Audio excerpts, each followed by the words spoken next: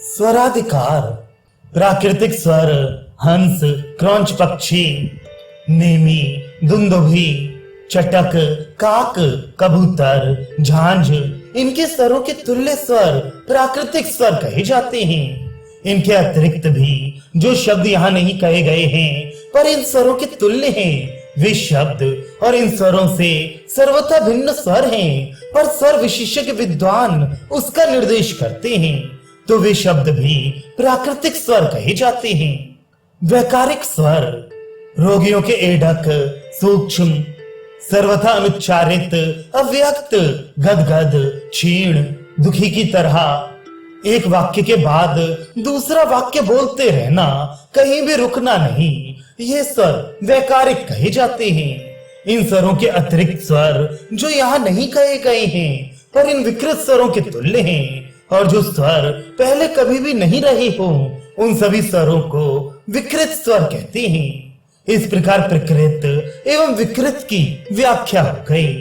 स्वरगत अरिष्ट प्राकृतिक स्वरों का वैकारिक स्वर के रूप में शीघ्र परिवर्तन हो जाना, अनेक भेड़ आदि वैकारिक या हंस, क्रौंच आदि प्राकृतिक शब्दों का एकत्वेन ज्ञान होना या एक प्रकार के शब्द का अनेकत्वेन ज्ञान होना अप्रशस्त अर्थात अरिष्ट माना जाता है। इस प्रकार स्वराधिकार समाप्त हुआ। उपसंहार मुमुर्ष मनुष्य के ज्ञान के लिए वर्णाधिकार और स्वराधिकार का वर्णन उचित रूप में कर दिया गया है। जिसके शरीर के आधे भाग में अथवा संपूर्ण भाग में वैकारिक वर्ण बिना कारण उपस्थित हो जाए तो वह मनुष्य बचता नहीं है। विमर्श तात्पर्य यह है कि शरीर के आधे भाग में वैकारिक रूप हो और आधे भाग में प्राकृतिक रूप हो पर वह सीमा विभक्त हो अर्थात आगे पीछे, कटी से नीचे, कटी से ऊपर, दक्षिण या वाम भाग या मुख भाग में प्राकृतिक और वैकृतिक वर्ण होने पर रोगी की मृत्यु अवश्य हो जाती है। यदि मुख का आधा भाग नीला या श्याव या ताम्र या अरुण वर्ण का हो और आधे भाग में इससे भिन्न वर्ण हो या प्राकृतिक वर्ण हो तो उसे अरिष्ट कहा जाता है। यदि मुख के आधे भाग में स्पष्ट रूप से चिकनापन प्रतीत हो और मुख के आधे भाग में अधिक रुक्षता हो या मुख के आधे भाग में गिलाने अर्थात क्षीणता और आधे भाग में हर्ष हो तो यह प्रेत का लक्षण है अर्थात वह व्यक्ति मृत व्यक्ति के समान हो जाता है। मुमूर्ष प्राणी के मुख पर तिल, सूक्ष्म पिंडिकाएं, व्यंग और अनेक प्रकार की रेखाएं शीघ्र ही उत्पन्न हो जाती हैं।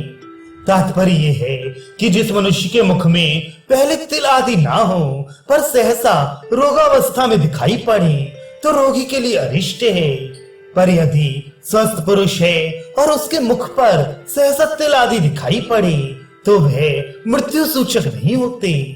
यदि रोगुण व्यक्ति के नख एवं दंत पर फूल के समान श्वेत चिन्ह दिखाई दे या दांतों पर कीचड़ के समान क्लेद युक्त या चूने के सदृश श्वेत पदार्थ प्राप्त हो जाए तो उसे मृत्यु का लक्षण मानना चाहिए। यदि रोगी के बल क्षीण होने पर होंठ, पाद, हस्त तथा नेत्र, मूत्र, पुरीश या नखों में विवर्णता हो जाए तो मृत्यु सूचक लक्षण समझे।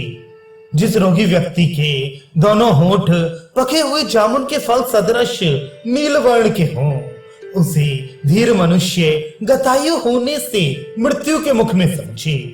यदि क्षीण रोगी के सहसा एक या अनेक प्रकार के विकृत स्वर उत्पन्न हो तो मृत्यु सन्निकट समझनी चाहिए। जिस रोगी का बल एवं मांस क्षीण हो गया हो तथा स्वर और वर्ण में सहसा और दूसरी कोई भी विकृति उत्पन्न हो तो वह मृत्यु का सूचक है। आसन्न मृत्यु को जानने के लिए हमने आयु के संसूचक वर्ण और स्वर कह दिए हैं। जो भी चिकित्सक इन्हें अच्छी प्रकार जानता है वह आयु के ज्ञान में भ्रम को प्राप्त नहीं होता।